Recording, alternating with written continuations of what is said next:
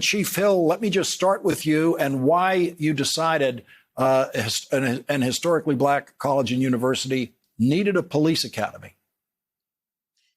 It came to me in the sense of we have a large minority community on our campus. And in order to increase our minority footprint in law enforcement, I thought this would be a great place to start recruiting people for the police academy for our local agencies and agencies around the state.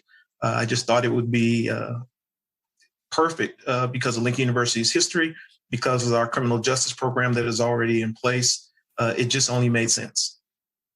And Joseph Foster, what drew you to the police academy?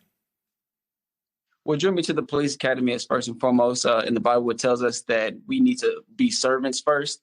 And I always wanted to serve people and serve others in the community and just around me, to be just an impactful person that somebody can look up to, or just somebody that they can draw inspiration from. And so joining the police academy is the first stepping stone in it, being able to do that and getting into a career in the future in law enforcement. And Chief Hill, you are using now some of these cases like the George Floyd case and others as teaching elements in your police academy. How do you use the murder of George Floyd in your training? So what we usually do is we'll talk about current events. And so we'll use those videos, whether it be from body cam or someone's cell phone footage. And that's what the recruits will write their reports on. They'll write their reports for their report writing exercises based off of what they've seen on those videos. So we use those as teachable moments. So after they write the report, then we discuss what happens. And then we discuss how it affects what we're actually teaching them in the training program. So we try to make sure that they understand this is how we teach. This is what happened. How is that applicable to what we're teaching here at the Academy?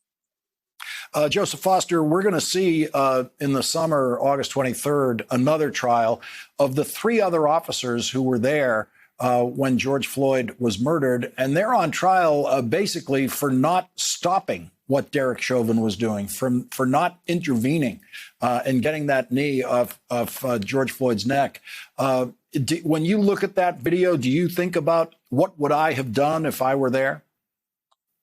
Yes, because it all takes accountability on all of our parts. They are just as guilty as the person that they allowed to do that, because, you know, in order to prevent something like that, somebody has to be able to be the one to say that, hey, that's not right. Hey, I need to step up and do the right thing. And that's where I feel accountability comes in, not just for yourself, but as the people that you surround yourself with and that you have given the oath and the duty to sworn to protect. And I just feel accountability should have shown them should have given them the intuition to say that, hey, this isn't right. We need to do the right thing and not, do a department violation of putting our knee on his neck. Chief Hill, we are constantly seeing failures of police training in these videos that we see, including body cam videos. The department has a good rule on deadly force. It has good training on deadly force. But when the moment comes out there in the street, the training doesn't work, including that case we've seen recently where this officer apparently thought she was reaching for her taser when she was reaching for her pistol. Yes, and again, you're right, Lawrence. We've seen that time and time again. And the issue that we have to address is, what was that officer's mindset at the time of the incident? We would hope that when an incident like that happens, we would resort to our lowest level of training. And we hope that that lowest level of training is our basic training that we received in the academy and our in-service.